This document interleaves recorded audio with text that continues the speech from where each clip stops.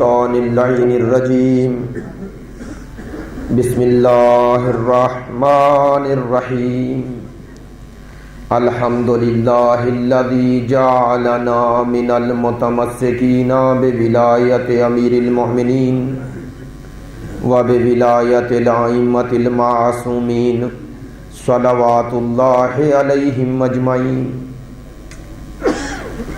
الحمدللہ الذی لا یبلغ مدحتہ القائلون ولا یحصی نعماءہ العادون ولا یعدی حقہ المجتہدون الذی لا یدرکہ بعد الہمم ولا ینالہ غوث الفتن الذی لیس لصفتہ حد محدود ولا نعت موجود ولا وقت معدود ولا عجل ممدود فطر الخلائق بقدرته ونشر الرياح برحمته والصلاة والسلام على سيدنا ومولانا حبيبنا وحبيب قلوبنا شفیعنا و شفیع ذنوبنا ابی القاسم محمد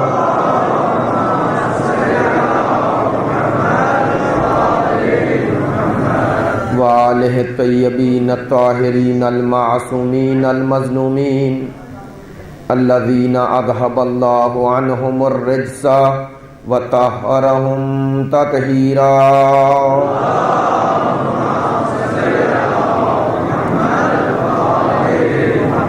واللعنة الدائمة على منكري فضائلهم وغاصبي حقوقهم من الآن إلى قيام يوم الدين أما بعد فقد قال رسول الله صلى الله عليه وآله وسلم إني تارك فيكم الثقلين كتاب الله وعترتي أهل بيتي ما ان تمسکتم بہما لن تضلوا بعدی ابدا ولن یفترقا حتی یرد علی الحوض بسم اللہ الرحمن الرحیم رب اشرح لی صدری ویسر لی امری واحلل عقدۃ من لسانی یفقہوا قولی ان اللہ وملائکتہ یصلون علی النبی یا ایہا الذین آمنوا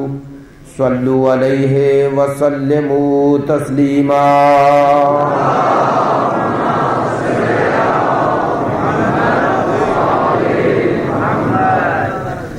واجب الاحترام معزز و مکرم عزاداران سید الشہداء محبان اہل بیت پیروان مکتب ولایت عاشقان مکتب شہادت، جیسا کہ گزشتہ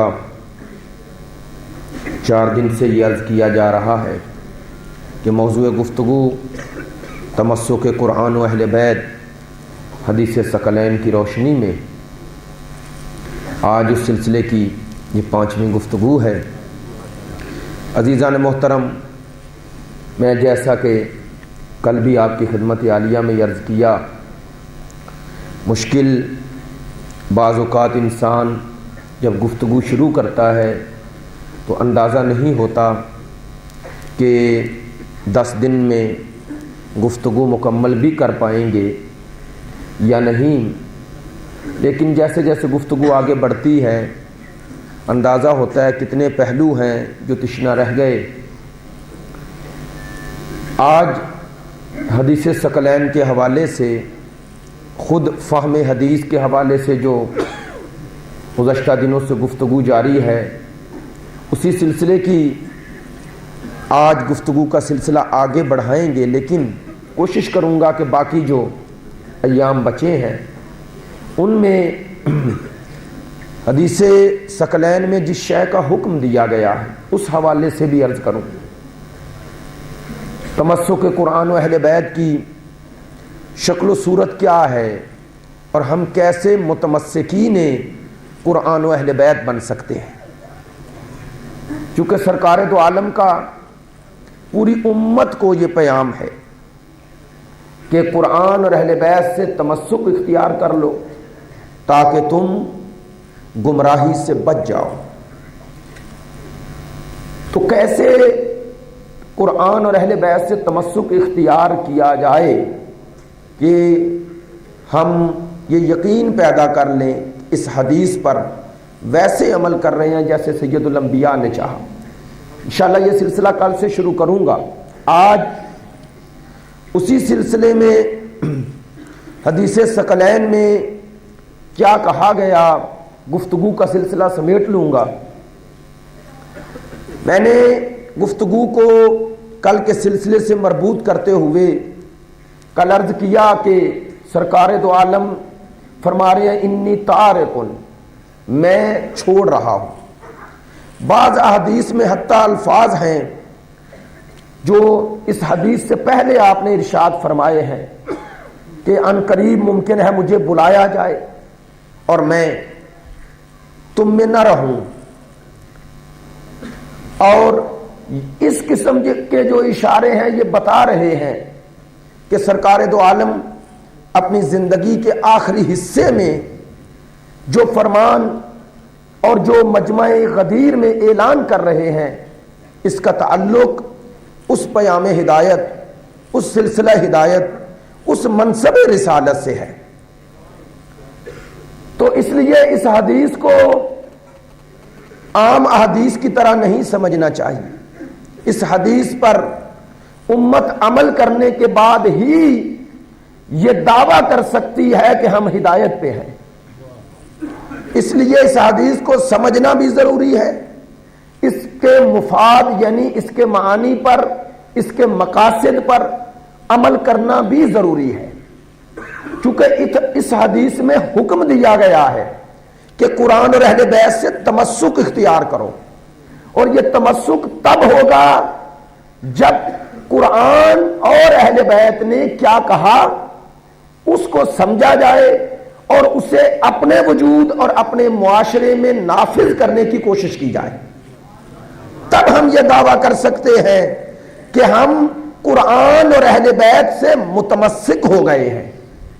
اگر صرف یہ حدیث سن کر اور اس حدیث میں سرکار نے کیا کہا یہ سن کر اس حدیث میں بیان کیے جانے والے حکم پر اگر عمل نہ کر سکیں تو یہ سننے تک محدود رہے گی۔ فرق اتنا ہے دوسروں نے بھی سنا، ہم نے بھی سنا، ہمارا دعویٰ ہے ان کا دعویٰ نہیں۔ تو جن کا یہ دعویٰ ہے کہ اس حدیث پر ہمارا عمل ہے ان کے عمل میں قرآن اور اہل بیت دونوں کی جھلک نظر آنی چاہیے۔ انشاءاللہ کل یہ سلسلہ عملی میں کہنا چاہتا ہوں کہ ہم کس طرح قرآن اور اہل بیت سے تمسک اختیار کریں یہ بتانے کی کوشش کروں گا باقی 4 دن۔ آج یہ بتانا چاہتا ہوں سرکار دو عالم نے فرمایا میں تم میں چھوڑ رہا ہوں، اور اس سے پہلے ارشاد فرمایا کہ ممکن ہے ان قریب مجھے بلایا جائے اور میں تمہیں چھوڑ کر رخت سفر باندھوں۔ تو یہ اشارہ ہے کہ آپ کی زندگی کی یہ وصیت ہے امت کو۔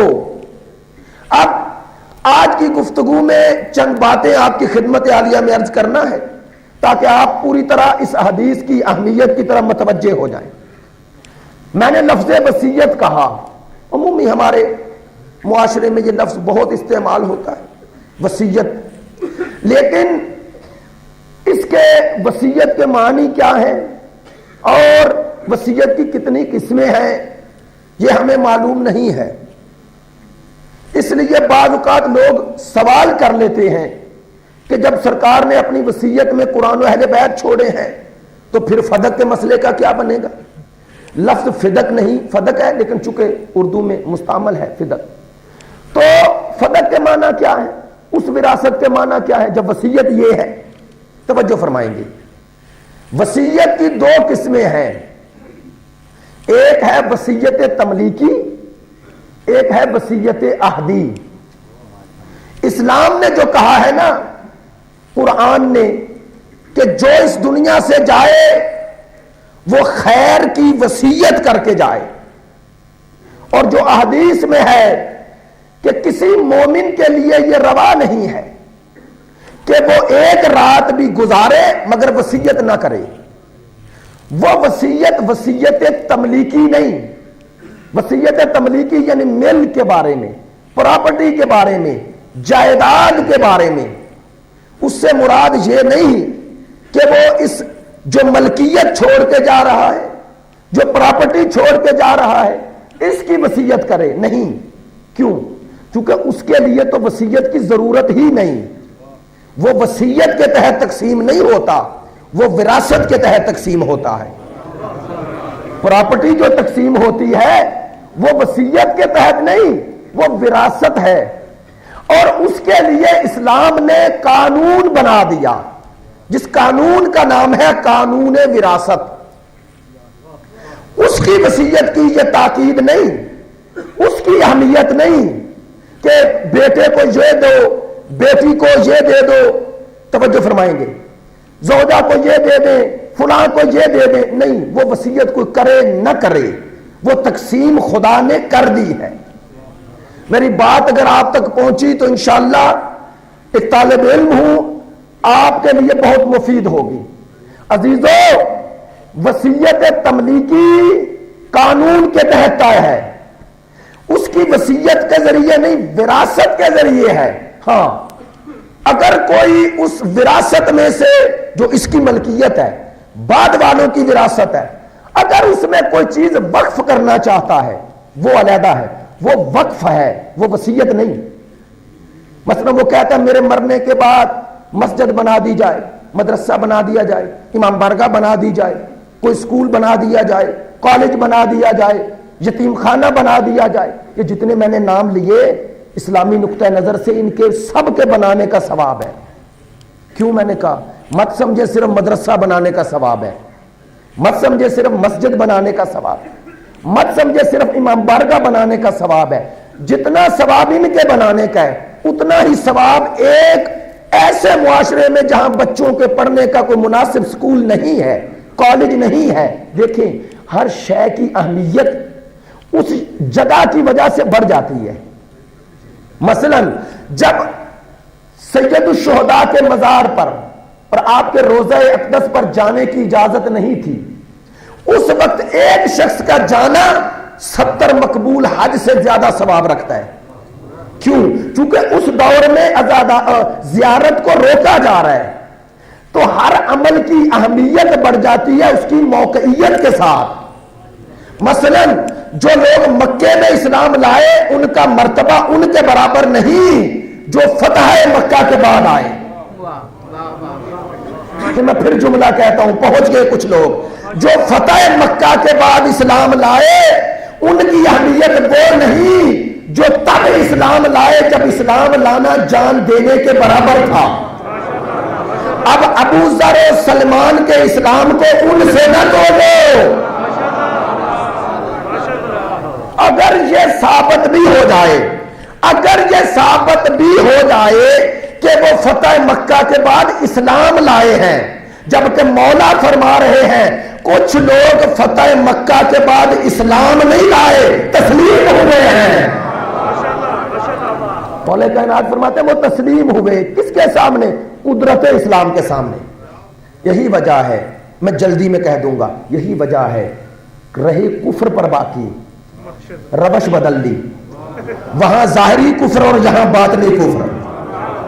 وہاں کفر ظاہری تھا، یہاں باطنی تھا، اور باطنی کفر کا نام ہی نفاق ہے. باطنی کفر کا نام ہی نفاق ہے. تو میں نے یہ ضمن جملہ عرض کر دیا. موقعیت کو، حالات اور واقعات کو دیکھتے ہوئے وہ کام کرنا جس سے انسانیت کو فائدہ، لیکن قربتاً الی اللہ، اس کا ثواب ہے. یہ ہے وقف، یہ وصیت نہیں، یہ وقف ہے. توجہ فرمائیں گے. بس تمہید ختم ہو گئی. کیوں میں نے بار بار یہ جملہ کہا؟ ایک وصیت تملیکی ہے، ایک وصیت عہدی ہے. جس کا تاکید کی گئی ہے وہ ہے وصیت عہدی. یعنی انسان مومن خدا اور اپنے درمیان یہ عہد کرتا ہے کہ کہ میں باقی رہ جانے والوں کو اس چیز کی وصیت کر کے جاؤں گا جو میری نظر میں ان کی دنیا و آخرت کے لیے بہتر ہو. اللہ اکبر. میں نے بات کہہ دی. بس حدیث ثقلین وصیت رسول ہے لیکن وصیت تملیکی نہیں. وہ تو قانون ہے, وہ تو قانون وراثت کے تحت تقسیم ہوگی. بس میری بات نہیں پہنچی اس لیے وضاحت کرنا پڑی. عزیزو, آپ جو وراثت ہے نا, وراثت وہ قانون اسلام ہے, اس کی مخالفت کوئی نہیں کر سکتا, اور اگر کوئی مخالفت کرے بھی اس کی مخالفت کی کوئی حیثیت نہیں. ماشاءاللہ پڑھے لکھے دوست ہیں, فقہ سے بھی ان کا اتنا ہی ہے. عابدی صاحب, اگر کوئی باپ کے 4 بیٹے ہیں, 4 ساری جائیداد ایک بیٹے کے لیے وصیت کر جائے, یہ مر جائے تو وصیت کے مطابق عمل ہوگا؟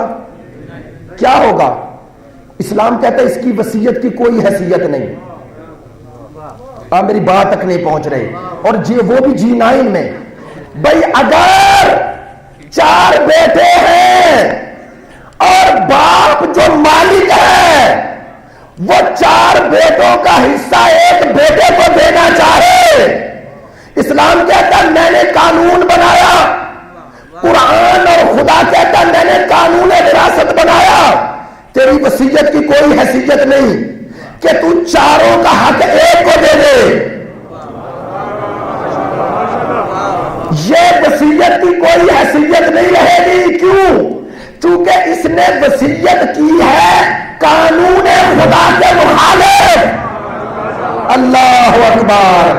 چونکہ قانون الہی سے اس کی وصیت ٹکرائی تو بے معنی ہو گئی. بتاؤ یہ قانون ہم تک کس نے پہنچایا؟ پیغمبر نے. آئے ہائے, پیغمبر نے یہ قانون وراثت پہنچایا کہ 4 بیٹے اس کے, 4تھا بھی اسی کا بیٹا, 3 بھی اسی کے بیٹے, لیکن اللہ نے اسے حق نہیں دیا کہ بیٹوں میں بھی ناانصافی کرے. اللہ نے اسے حق نہیں دیا کہ 3 بیٹوں کا حصہ لے کر ایک بیٹے کو دے, باہر والے کو نہیں دینا, ہمسائے کو نہیں دینا, امت کو نہیں دینا, اپنے بیٹوں کو دے رہا ہے. عجیب بات ہے, جو اللہ یہ قبول نہیں کرتا کہ 4 بیٹوں کا حصہ ایک بیٹے کو دے, وہ اللہ یہ کیسے قبول کرے گا نبی بیٹی کا حصہ امت کو دے دے؟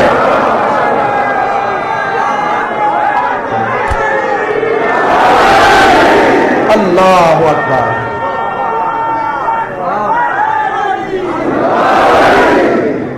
بڑی مہربانی, بڑی مہربانی.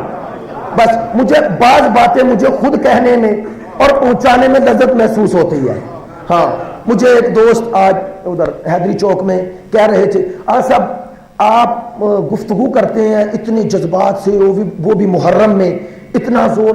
میں نے واللہ ممبر پہ بیٹھا ہوں, میں نے کہا یار میں کوشش کرتا ہوں کہ میں نہ اس طرح گفتگو کروں, لیکن پتہ نہیں میں بناوٹ کے تحت کروں تو سوچ لو میں یہ گفتگو اپنے عشق سے کرتا ہوں. میری یہ محبت ہے, میرے لیے اصل ہے یہ ذکر اہل بیت. میری یہ عادت نہیں, میری یہ عبادت ہے. میں اپنے خلوص سے کرتا ہوں, میں کوشش کرتا ہوں, نہیں ہو پاتا. توجہ فرمائیں گے. تو اللہ یہ حق نہیں دیتا کس کو؟ عام انسان کو. اچھا, اللہ نے کہا یہ حق تیرا ہے ہی نہیں, تو مالک ہوتا تو میں حق دیتا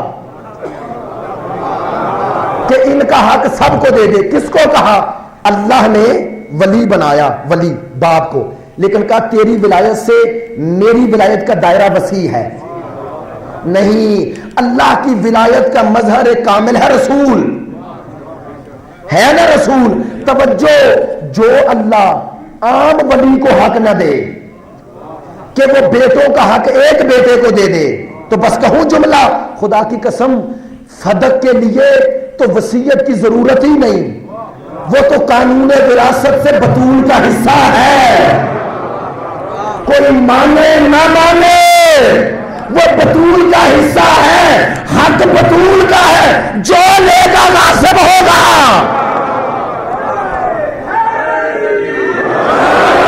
وہ جو لے گا وہ غافل ہوگا، اس کے لیے وصیت نہیں، وہ وصیت تملیکی ہے، یہ ہے وصیت عہدی۔ اب سمجھیے گا، جیسے اس جملے کی معنویت سمجھے اس کی بھی سمجھے۔ میں نے کہا وصیت عہدی کیا ہوتی ہے؟ عہد ہے خدا اور بندے کے درمیان۔ بندہ یعنی بندہ مومن، عام مومن یہ عہد کرتا ہے اپنے بعد رہ جانے والوں کو وہ وصیت کروں جو ان کی دنیا و آخرت کے لیے بہتر ہو۔ اللہ اکبر۔ دیکھیں ہمارے مراجع نے وصیت نامے اسی لیے لکھے، ایت اللہ مرعشی کا ہے، ایت اللہ خوئی کا ہے، اور امام خمینی کا وصیت نامہ مشہور ہے، آپ پڑھیں جا کر اس وصیت نامے۔ تو یہ وصیتیں کون سی تھی؟ ان وصیتوں میں کہیں ذکر نہیں ہماری اولاد کو یہ دیا جائے، ہے نہیں نا؟ کیا ہے جو امت کے لیے بہتر ہے؟ عزیزو، اگر وصیت کرنے والا عام مومن ہوگا تو اسی کی وصیت کرے گا جو اس کی نظر میں دنیا و آخرت کے لیے بہتر ہو، مرجع کرے گا اپنی حیثیت کے مطابق۔ لیکن اگر وصیت کرنے والا سید الانبیاء ہو، اب میں کہہ دوں جملہ، وہ جسے خیر سمجھے گا وہ قیامت تک کبھی امت کے لیے شر نہیں ہوگا۔ اللہ اکبر۔ وہ جسے خیر سمجھے گا وہ کیا ہوگا؟ تو سرکار نے فرمایا میں بعنوان رسول خدا اور اپنے درمیان عہد کر کے تمہارے لیے وہی چھوڑ رہا ہوں جو صرف یہاں کام نہیں آئیں گے وہاں بھی آئیں گے، جو صرف یہاں کام نہیں آئیں گے وہ وہاں بھی کام آئیں گے، جیسے یہاں ویسے وہاں۔ توجہ، گفتگو آگے بڑھاتے ہیں۔ انی تارکن فیکم الثقلین کتاب اللہ و اطرتی اہل بیتی۔ دیکھیں عربی کے اعتبار سے و اطرتی اہل بیتی، اطرتی اور اہل بیتی کے درمیان واو نہیں۔ رات ایک ہمارے بزرگ کہہ رہے تھے کہ وہ کہتے ہیں جی اطرت تو پیغمبر کی ہے، اہل بیت ہم ہیں۔ نہیں، یہ تب ہوتا جب رسول کہتے اطرتی و اہل بیتی۔ نہیں، رسول نے کہا جو اطرت سے نہ سمجھے اہل بیت سے سمجھ آئے، جو اہل بیت سے نہ سمجھے اطرت سے سمجھ آئے۔ بھئی تین نہیں دو ہے، کہا اطرت بھی وہی ہے جو اہل بیت ہے اور اہل بیت بھی وہی ہے جو اطرت ہے۔ نہیں، اب اہل بیتی کہا نا، کیوں میں نے کل کہا تھا، آج وضاحت کرتا ہوں۔ میں نے کہا تھا نا کل ضروری ہے سمجھنا اہل بیت میں کون شامل ہے۔ ہمارا کوئی بیجا تعصب نہیں کہ ہم فلاں کو نکالیں، فلاں کو شامل کریں، دلیلیں دیں کون شامل ہے کون شامل نہیں، نہیں کوئی تعصب نہیں۔ ہمیں کیا کوئی شامل ہو جائے، کہ شامل ہونے سے کسی کو کوئی عزت مل جائے گی؟ حضرت نوح اور حضرت لوط کے گھر میں تھی، عزت نہ ملی، قرآن نے کہا، اور وہ فرعون کے گھر میں تھی، عزت مل گئی۔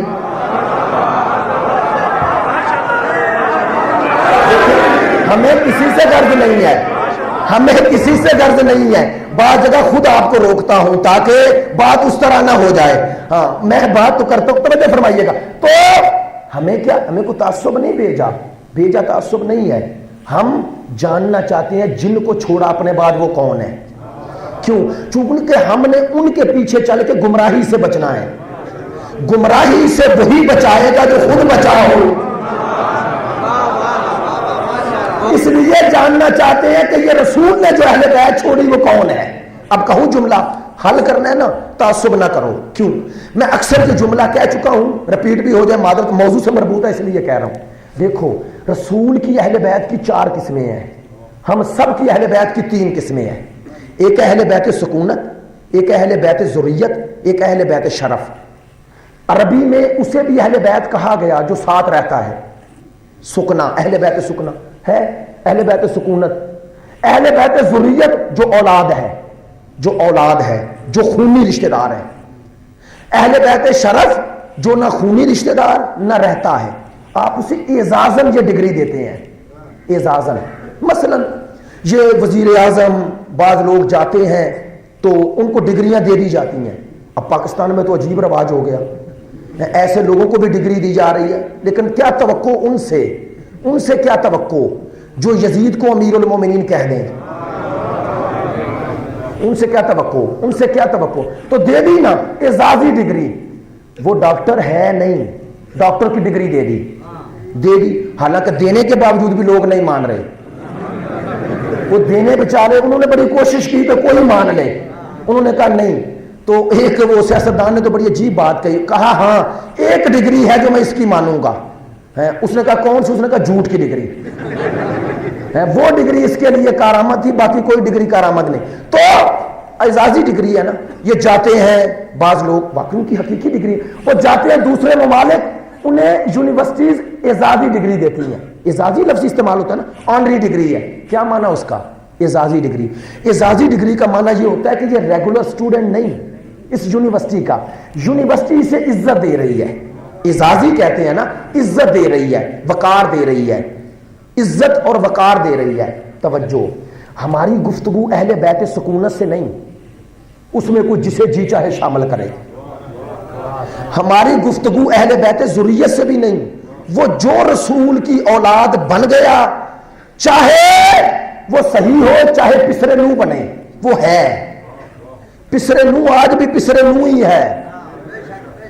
اللہ نے یہ نہیں کہا تھا تیرا بیٹا نہیں، اللہ نے کہا تیرا اہل نہیں.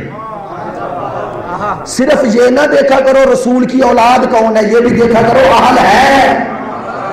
آئے جسے اپنے گھر میں چراغ ہدایت نظر نہ آئے اور دوسروں کے پیچھے دوڑتا رہے. آئے ہائے، جسے اپنے گھر میں سعادت آل محمد نظر نہ آئے اور وہ غیروں کے پیچھے دوڑتا رہے، وہ بیٹا ہے لیکن پسرے نو ہے. میں تو یہی کہوں گا، معذرت میرے جملے اگر سخت بھی ہوگی، وہ پسرے نو ہو سکتا ہے. تو اہل بیت ذریت سے بھی ہماری گفتگو نہیں. وہ جو اولاد بن گیا، چاہے اس کا امتحان ہے چاہے شرف ہے، دونوں ہے نا، یا شرف ہے یا امتحان ہے. بھائی کسی بڑے گھر میں پیدا ہو جانا یہ کسی کے اختیار میں نہیں ہے، اختیار میں نہیں، اختیار میں، لیکن بڑا بننا اختیار میں ہے. بڑا بننا اختیار میں ہے. اور تاریخ میں دونوں کردار میں نے پیش کر دیا نا، ادھر پسر نو. اب میں ائمہ کی زندگی میں بھی پیش کر سکتا ہوں. ائمہ کی اولادیں ناخلف ہو گئی. امام رضا علیہ السلام کا بھائی، اس کے بعد امام موسیٰ کاظم علیہ السلام کے بھائی، بہت سے ائمہ کی زندگی میں دیکھیں یہ گھر میں پیدا ہوئے ناخلف ہو گئے نا. اور وہ تو گھر میں بھی نہیں، وہ دشمن کے گھر میں ہو گیا اور مولا سے کہنے لگا مولا یہ کیا، میرے دل میں محبت آپ کی اور بیٹا اس کا. تو مولا نے کہا تھا کہ یہ بھی اللہ کی آزمائش ہے، آزمائش ہے. اور ایک بڑا پیارا جملہ مولا نے کہا تھا، کہا تجھے مبارک ہو کھارے پانی میں موتی پیدا ہوتے ہیں. کہا تھا تو صلب اس کی سے ہے لیکن پسر میرا ہے. کہا تھا تو میرا پسر ہے. اور واقعاً اس نے بیٹا ہونے کا حق ادا کیا. وہ علی شناس تھا، وہ حق شناس تھا، اسی لیے علی کے مقابلے پہ جو آیا جہاں آیا اس نے پرواہ نہیں کی. یار بڑا مشکل ہوتا ہے گھر والوں کے سامنے آنا. علی نے اسی لیے اسے بھیجا کہ اونٹنی کی تو ڈالے گا تاکہ دنیا کو پتا چلے علی کی عداوت خاندانی نہیں، علی کی عداوت خدائی ہے.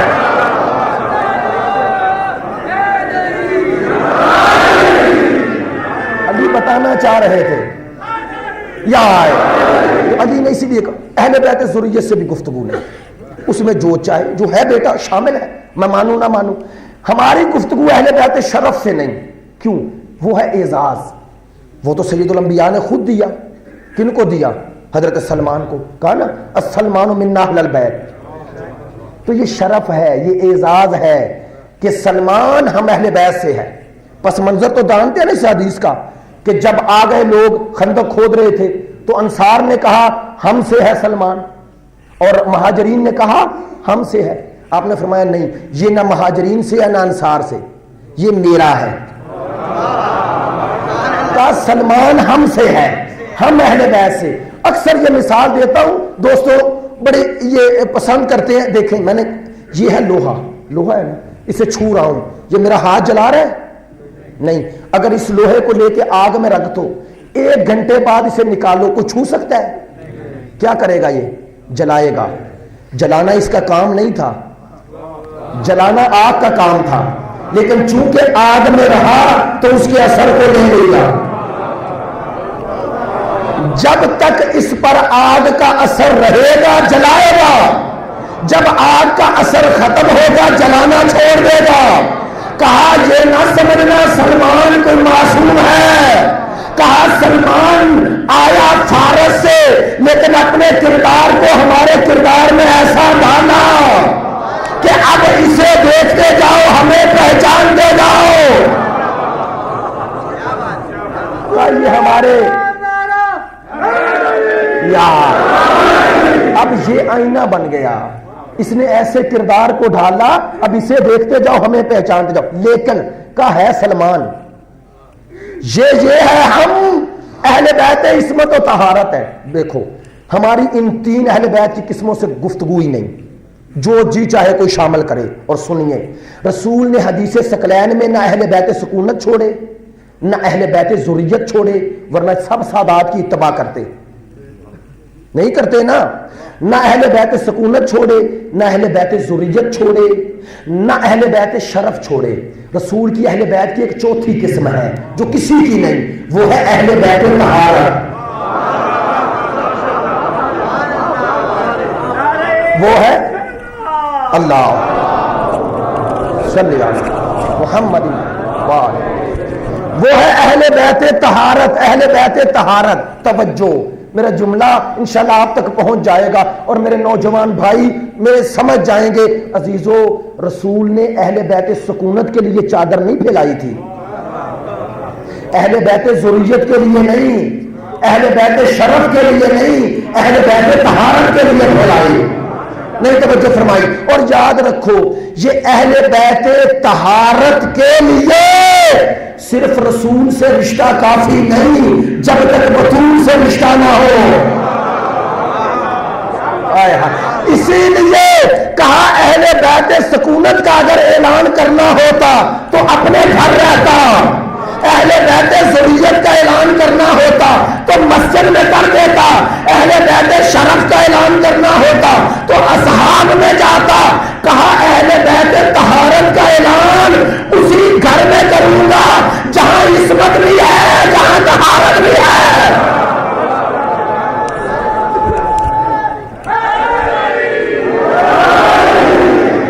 کہا وہ اہل بیت طہارت ہے یار، وہ اہل بیت طہارت ہیں، وہ اہل بیت طہارت ہیں. کہ ان کے اعلان کے لیے اس جگہ جاؤں گا جو مخزن طہارت ہے، جو محور طہارت ہے. اب ایک جملہ اور کہوں، اہل بیت سکونت میں جسے جی چاہے شامل کریں، اہل بیت ذریت میں جو ہے وہ شامل ہے، لیکن اہل بیت طہارت میں غیر تو غیر علی کے سگے بھائی بھی شامل نہیں ہیں. کیوں؟ چونکہ اس میں شامل رسول کی مرضی سے نہیں ہوگا، اس میں شامل اللہ کی مرضی سے ہوگا نا. اب ایک پس منظر بھی بیان کر دوں، چونکہ کل سوال ہوا اس لیے رسول نے جب چادر کا دامن پھیلایا بلایا، ان کو بلایا اور کوئی کچھ خود آ گیا. آئے نا، بڑی عظیم بی بی ہے واقعا. حضرت ام سلمہ رضی اللہ تعالی عنہا، عظیم بی بی، ام المومنین بی بی، محبہ اہل بیت، آ گئی. صحیح مسلم میں واقعہ ہے، آ گئی چادر کا دامن پکڑ لیا. یا رسول اللہ میں بھی داخل ہو جاؤں؟ رسول نے چادر کا دامن کھینچ کے کیا کہا تھا؟ کہا انت علی خیر، تو نیکی پر ہے، لیکن ہا الاؤ اہل بیتی. کہا یہ ہے میرے اہل بیت، انت زوجتی، تو میری زوجہ ہے. بتایا کہ اس میں شامل ہونے کے لیے وہ معیار چاہیے جو اللہ نے قرار دیا ہے. اللہ اکبر. تو اپنے بعد جن کو چھوڑا وہ اہل بیت طہارت. اسی لیے قرآن میں ان کی طہارت کا اعلان کیا، چونکہ ان سے کام ہدایت امت کا لینا ہے. ہدایت امت کا کیا کہا؟ انما یرید اللہ لیذھب عنکم الرجس اہل البیت ویطہرکم تطہیرا. میں اکثر یہ جملہ کہتا ہوں،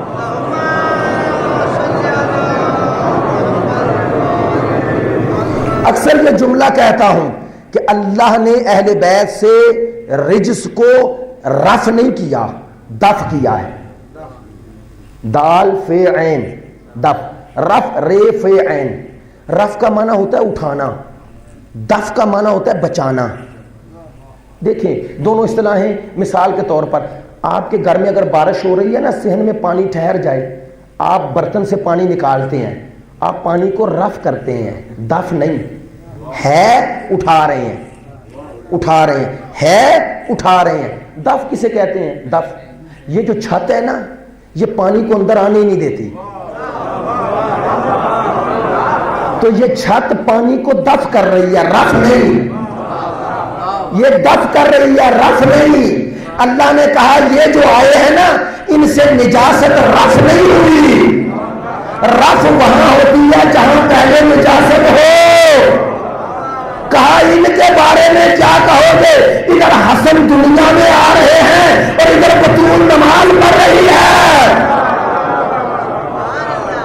बतूल मुसल्ला इबादत पे खड़ी है। अगर अभी भी आप तक बात नहीं पहुंची, अल्लाह ने कहा अगर इनमें निजासत होती तो इनके लिए अपने घर का इंतखाब न करता। अगर इनमें निजासत होती तो इनकी पहली ग़िज़ा रसूल की ज़बान न बनाता, न बनाता। तो कहा इनसे मैंने निजासत को रफ किया है, दफ किया है, रफ नहीं। दफ किया है यानी ये निजासत इनसे दूर रहेगी, दूर रहेगी। तवज्जो, इसी तहारत का नाम है इस्मत।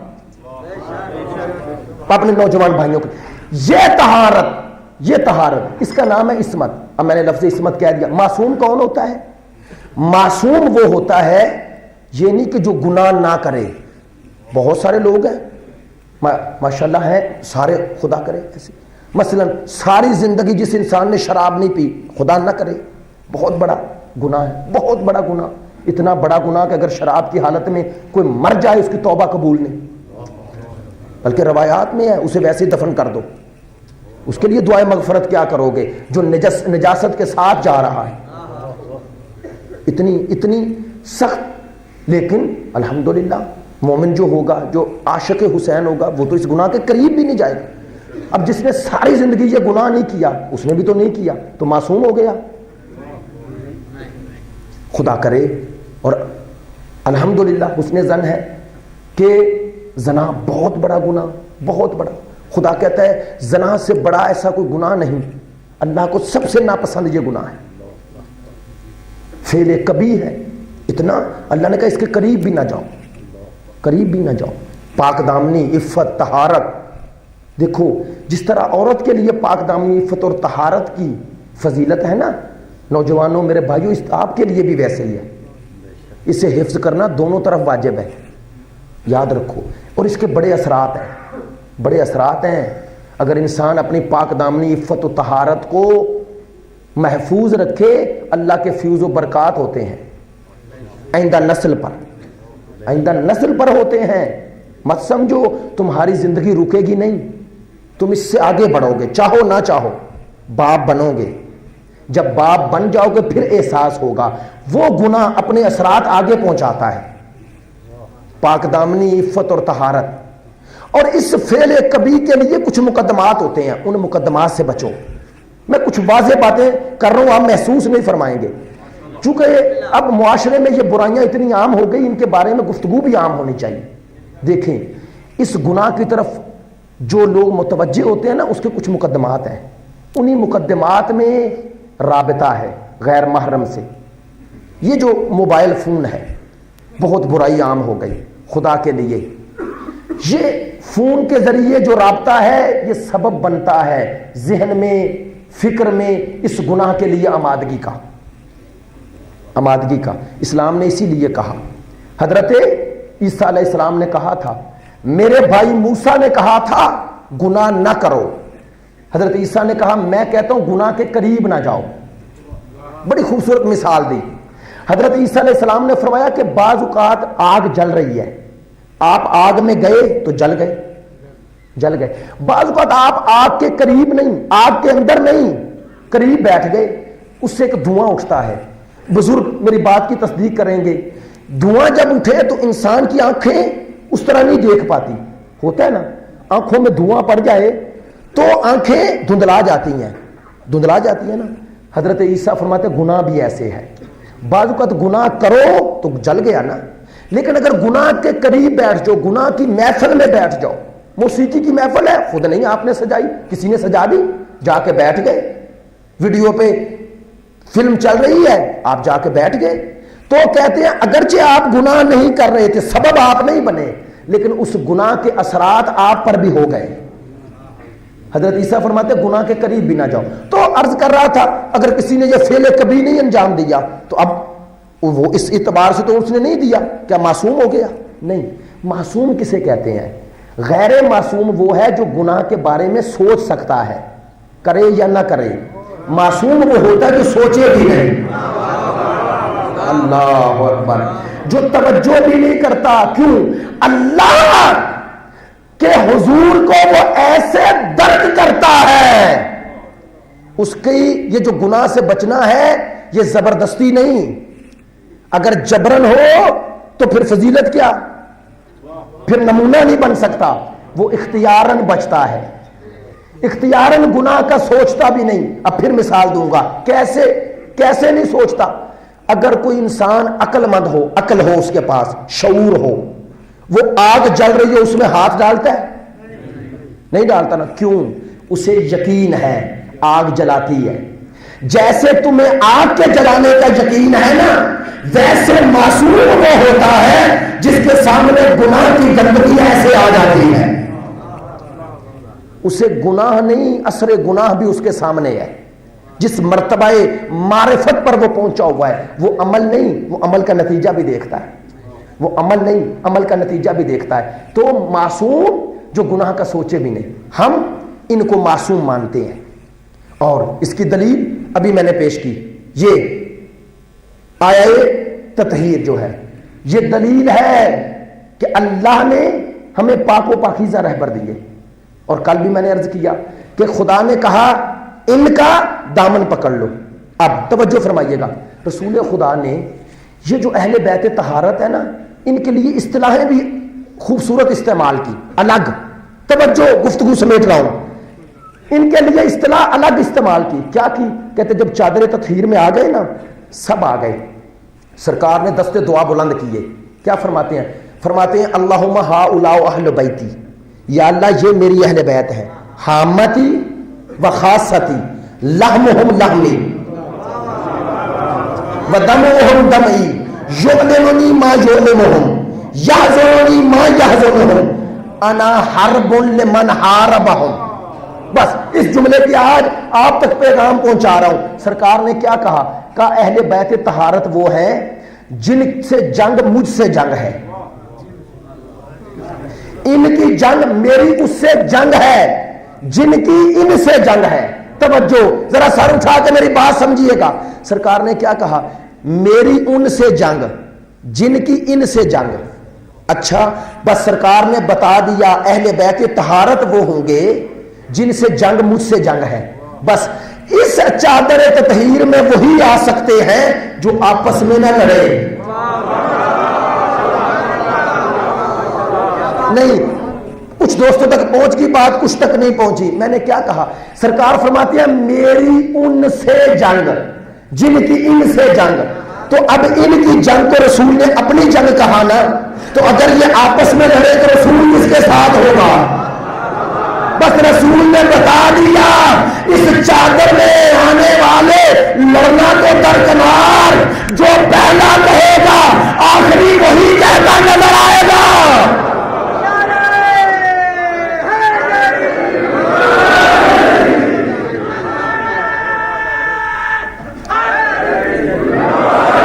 جو پہلا کہے گا آخری بھی وہی کہتا نظر آئے گا۔ اور ہاں کہا ان سے جنگ مجھ سے جنگ ہے۔ اسی لیے تو حسین کربلا میں اکبر کو لے کے گئے تھے۔ میں نے جملہ کہا، آپ نے توجہ فرمائی، میں نے کیا کہا؟ ان سے جنگ مجھ سے جنگ ہے۔ حسین اسی لیے تو اکبر لے کے گئے۔ کیوں میں نے کہا؟ اس لیے کہ اکبر صرف کردار میں رسول نہیں، اکبر تو شکل و صورت میں بھی رسول ہے۔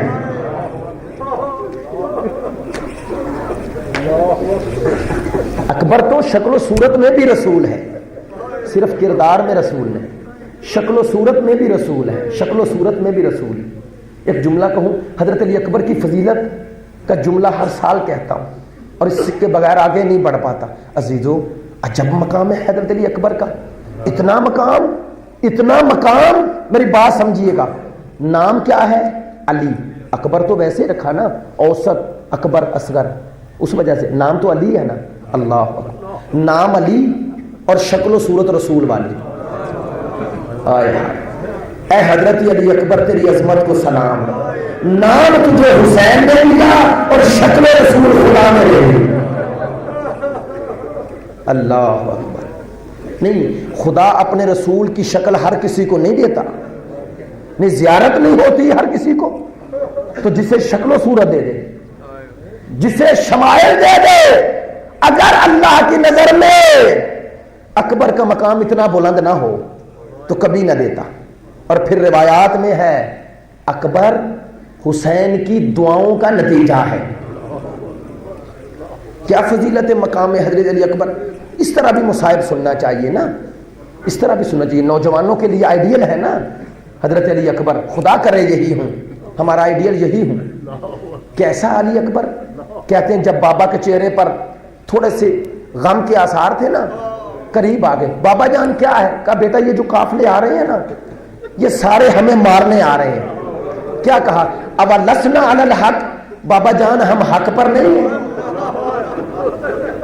کہا بیٹا کیوں نہیں؟ تو کیا جملہ کہا؟ وہی جملہ کہا جو حیدر کرار نے کہا تھا، کہا بابا پھر ہمیں کیا افسوس، موت ہم پہ آ پڑے یا ہم موت پہ جا پڑے۔ اے حضرت علی اکبر تیری عظمت کو سلام، اے علی اکبر تیری عظمت کو سلام۔ عزاداران حسین، میں نے روایات میں یہ پڑھا ہے اس لیے کہہ رہا ہوں، کربلا میں جو انصار میں سے آئے ہیں نا، اجازت مانگی، امام حسین نے تھوڑا سا تردد کیا، ان کو کہنا چاہا، لیکن جب اسرار پر دے دی اجازت۔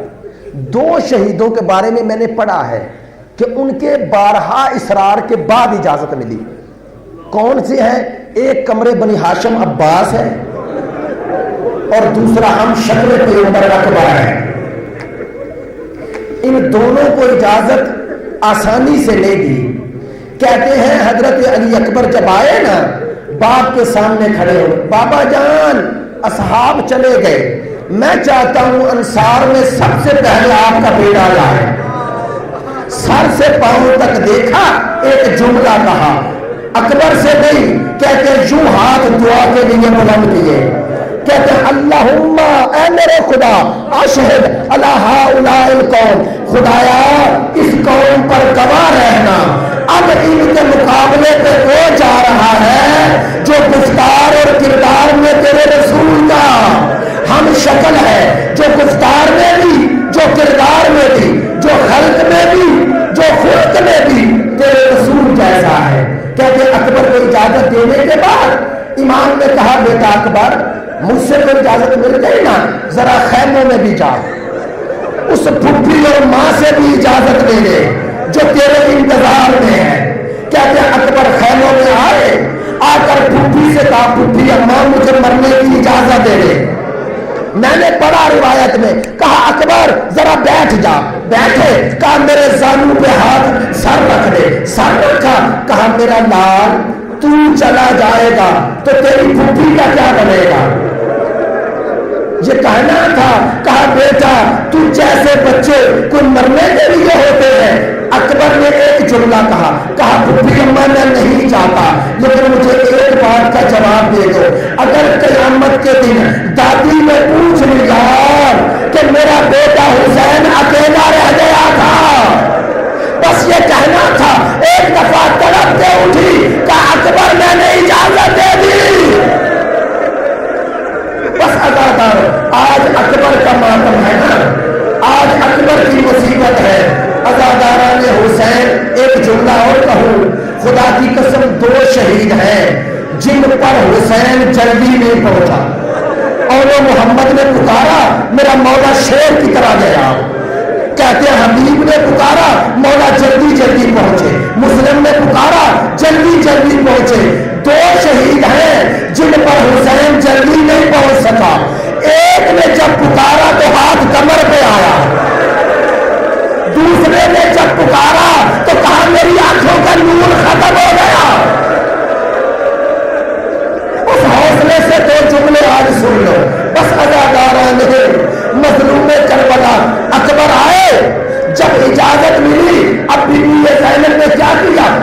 میں لہجہ بھی آ گئی، بیویاں بھی آ گئی. روایت کے جملے ہیں، بیویوں نے یوں ہلکا بنایا، جملہ کہہ دوں، یوں ہلکا بنایا جیسے میت کے گرد بنایا جاتا ہے. عزاداروں کہتے ہیں خیموں میں کوہرام بپا ہوا، کوہرام بپا ہوا. فوج اشقیاء کا ایک ملعون سپاہی خود روایت کرتا ہے، کہتا ہے میں نے خیمے سے نکلتے ہوئے کبھی گریے کی صدا نہیں سنی عاشور کے دن جو اکبر کے وقت سنی ہے، اکبر کے وقت سنی ہے. کہتے ہیں ہر بیوی نے لوہا پڑا، کسی نے کہا واہ علیہ، کسی نے کہا واہ اکبرا، اور کہتے ہیں کچھ بیویوں نے کہا ارحم غربتنا، اکبر ہماری غربت میں رحم کرو. بس عزادارو اکبر نکلنے لگے. یہ بھی روایت ہے کہ اکبر نکلنے کی کوشش کرتے ہیں، ایک دفعہ خیمے کا پردہ ہٹتا ہے پھر گر جاتا ہے. 7 مرتبہ اکبر نکلنے لگا، پھر رکے. میرا دل کہتا ہے یہ روکنے والی کوئی خاتون نہیں، یہ 4 سال کی سکینہ ہے جو دامن پکڑ لیتی ہے. بھیا نہ جا، بھیا اکبر نہ جا، میرا بابا مر جائے گا.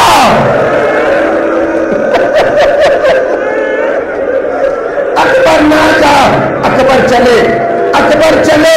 یہ روایت جو پڑھ رہا ہوں میں نے پڑھی ہے اس لیے. اکبر آئے، بابا اجازت ہے جاؤ میرا نام. کہتے ہیں اکبر سوار ہو کے چلے تھے کہ کانوں میں ایک صدا آئی، کانوں میں ایک صدا آئی. اکبر ٹھہر نہ سکا، جلدی سے اترے. مڑ کے کیا دیکھا؟ دیکھا بھائی ہے، ہاتھ کمر پہ ہے. کہا سب جا رہے ہو، مجھ بیمار کو بھول گئے. بس اکبر بھائی کے گلے لگے. شاید اکبر نے کہا ہو سجاد میرا جہاد ختم ہو رہا ہے، شام غریباں تیرا جہاد شروع ہونے والا ہے. میں نہیں بتاتا کیسے جدا ہوئے دونوں بھائی، لیکن عجیب روایت ہے. اکبر چلے ہیں، اکبر چلے ہیں. جب چلے ایک دفعہ اکبر نے محسوس کیا کوئی پیچھے آ رہا ہے. اکبر نے پلٹ کے عجب منظر دیکھا. کیا دیکھا؟ حسین سواری کے پیچھے دوڑ رہے. اترے، بابا میدان نہ جاؤ، اکبر جا. بابا کی یہ حالات، اکبر جب تک تو مقتل میں نہیں چلا جاتا مڑ مڑ کے دیکھتا رہے، مجھے مڑ مڑ کے دیکھتا رہے. عزاداروں بتاؤ، اور جب باپ کی یہ حالت ہے تو ماں کی کیا حالت ہوگی؟ بس اکبر میدان میں گئے، اکبر نے جنگ لڑی. کہتے ہیں ایک عرب کا شجاع انسان، یہ شمر ملول عمر سال کہتا ہے، کہتا ہے حیدر کرار کا پوتا ہے، اگر تو اس کا سر لائے تجھے انعام و اکرام دوں گا. یہ ملعون چلا میدان میں آیا. حسین ریت پہ بیٹھے بیٹے کی جنگ دیکھ رہے ہیں. کہتے ہیں جیسے یہ ملعون میدان میں آیا میرے مولا نے پلٹ کے خیموں میں دیکھا، سامنے کھڑی ہوئی ماں. کہتی ہے مولا خیر تو ہے؟ کہا کہ میرا اکبر 3 دن کا پیاسا ہے، یہ تازہ پانی پی کے آ رہا ہے، مولا میں کیا کروں؟ کہا ماں کی دعا بیٹے کے حق میں قبول ہوتی ہے، کیا کروں؟ کہا بیٹے کے لیے دعا کر، ایک دفعہ اکبر مجھے آ کے ملے. بس عزادارو یہ میں خود کہہ رہا ہوں، جو شہید بھی گیا مقتل میں پلٹ کے نہیں آیا، عباس گئے پلٹ کے نہیں آئے، صرف اکبر ہے جو ایک دفعہ پلٹ کے آیا ہے. حسین تجھے اکبر سے کتنی محبت. بس اکبر جب مقابلے پہ آیا ادھر ماں کو زانو ہو کے بیٹھ گئے. صحابہ رحمت والے نے یہ روایت لکھی ہے. کیا لکھی؟ کہتے ایک دفعہ لیلا نے ہاتھ اٹھائے، اکبر کی ماں نے ہاتھ اٹھائے. دعا سنو گے؟ میری مائیں بہنیں بھی ہیں، تمہارے جوان بیٹے سلامت رہے. آؤ ذرا ام لیلا کی دعا اور حسرت سن لو. کیا کہتی ہے؟ کہتی ہے یا رات یوسف کے لا جاتو، اور یوسف کو یعقوب سے ملانے والے، اور یوسف کو یعقوب سے ملانے والے میرے رب، تو بھی میرے یوسف کو یعقوب سے ملا دے۔ بس عزادارو، اکبر پلٹ کے آئے، کہا بابا کیسی جنگ کر رہا ہوں؟ کہا بیٹا حیدر کرار کی جنگ یاد آ گئی، تو نے تو دادا کی جنگ یاد کروا دی۔ بابا میں ایک درخواست کروں، میرا بیٹا پوچھ کیا چاہتا ہے؟ بابا پیار سے مر رہا ہے، بابا پانی مل جاتا تو میں یہاں پر جنگ کر کے دکھا دے، میرا لال میرے قریب آ، قریب آ۔ حسین نے کہا اکبر اپنی زبان میرے منہ میں دے۔ بس عزادارو، اکبر نے منہ میں زبان دی، 2 قدم پیچھے ہٹے۔ بابا اب پانی نہیں مانگوں گا۔ کیوں نہیں مانگے گا؟ کہا بابا ماں زہرا سے، دادی زہرا سے کہوں گا حسین بہت پیاسا ہے، حسین بہت پیاسا۔ بس عزادارو، اکبر گئے، ایک صدا گونجی، بابا اکبر گر گیا، حسین چلے، 7 مرتبہ بیٹھے، پھر اٹھے، اکبر کے پاس پہنچے، اکبر کے رخسار پہ رخسار رکھا، اکبر نے آنکھ کھولی، بابا بابا اتنی دیر میں داڑھی سفید ہو گئی، بابا چہرے پر بزرگی کے نشان آ گئے، اور میرا لال جس کا اکبر چلا جائے، جس کا اکبر چلا جائے۔ بابا سینے میں بڑی اذیت ہے، کیا ہوا؟ کہا دشمن نے میزے کی یعنی مار کے توڑ دی۔ بیٹا میں نکالوں؟ بابا نکال لو۔ ایک دفعہ حسین نے ہاتھ ڈالا، عزادارو میزے کی یعنی نکالی، ہاں انی نکلی، لیکن انی نہیں آئی، ایک خون کا فوارہ اٹھا۔ حسین نے اکبر کو اٹھایا، اکبر کے سینے سے حسین کا سینہ لگا، اکبر خیموں کی طرف چلے، حسین چلے، عزادارو خیمے کے قریب پہنچے، حسین کی ہمت جواب دے گئے، پکار کے کہا زینب میرا اکبر آ گیا۔ چھوٹے چھوٹے بچے دوڑے، اکبر ہمارے لیے پانی لائے ہو۔ بس ختم کر دی، آپ کی زحمت ختم کر دی، جملہ سخت ہے، ہاتھ جوڑ کے کہتے سن لینا۔ عزادارو اکبر جب آئے ہیں مقتل میں، اکبر کا سر ساتھ تھا، سر تھا نہ ساتھ تھا، کہتے ہیں تاریخوں میں ہے، پڑھے لکھے دوست ہیں، تاریخوں میں ہے 11 محرم کو شہداء کے سر جدا ہوئے، سوائے حسین کے جو اسی وقت جدا کیا گیا، اور ایک اور صحابی کا جس کا وہب کا، اس کے علاوہ سب کے سر 11 کو جدا ہوئے ہیں نا، 11 کو جدا ہوئے نا۔ اب میں آپ سے پوچھتا ہوں، 11 کو بیویاں خیموں میں تھی؟ نہیں نا،